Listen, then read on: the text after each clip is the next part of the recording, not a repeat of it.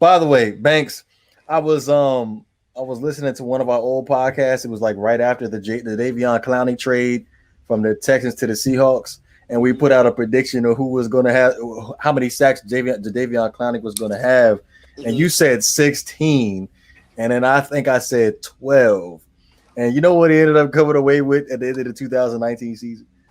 What? 2. Well, those to show you. Those to show we overachievers.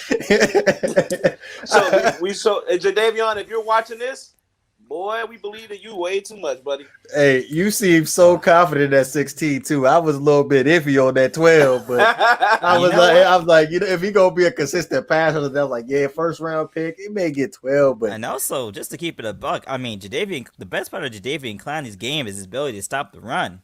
It's not the pass rush.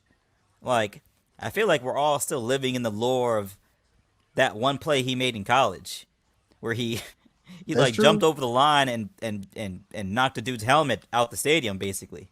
Yeah, well, that's the case. We need to put you at defensive tackle then.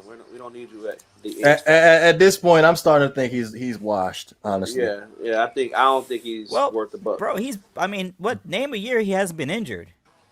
Like that's true. Name a year he hasn't been injured.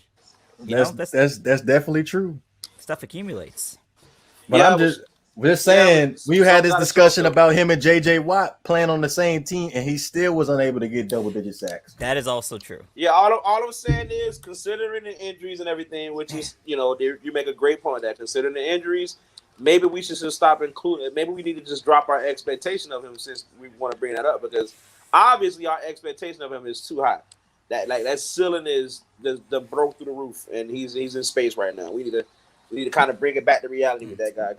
But can you help it? He's a first round pick. He's top 5 pick. But listen, all right, you know what this reminds me of? What's the guy's name? McKinley, that was drafted pretty high, and everybody had high expectations. Oh, Takkarist McKinley. Yeah, and then now they consider him a bust and stuff like that. So for what it's worth, like, can we consider Jadeveon Clowney a bust?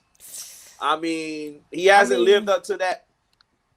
You usually, for me, when I think of a bust, the first thing that comes to my mind is Ryan Leaf. That's a legitimate bust. No, I think Jamarcus Russell is the standard. Jamarcus Russell is the standard. And then you have Ryan Leaf.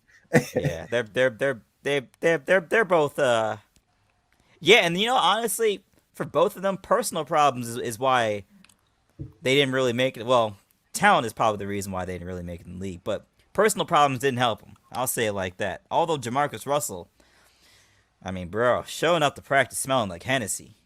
What are you doing, my guy? What are you doing, my guy? I wouldn't even.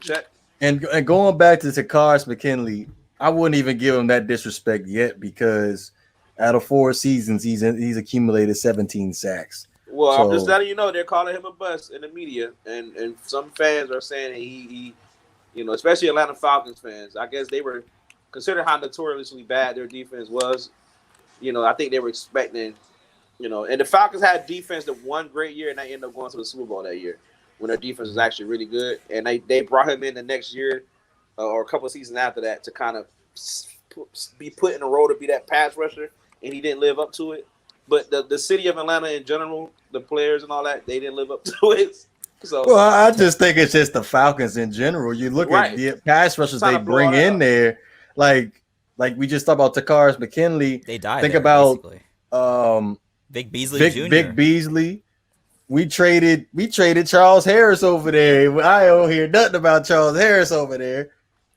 Right. Yeah. No, the only thing I've heard from Charles Harris is I think he hit a defenseless receiver on the play. Mm-hmm. That's all I've heard from Charles Harris this season, which is what I expect to hear from Charles Harris. So, hey man, it's interesting. Particularly Dan Quinn's supposed to be a defensive coach too.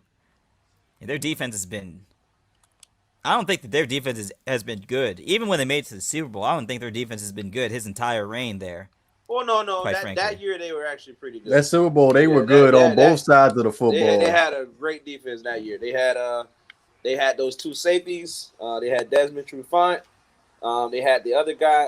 Was it Robert Offler and all those guys? They actually had Even Vic Beasley showed up a little bit there. They were okay. Then how do you give up 28 unanswered points and a half of football? Because you start running the ball. This is what it is, bro. You start running the ball, putting the ball in Matt Ryan's hands. You believe too much in Matt Ryan. Seriously, man.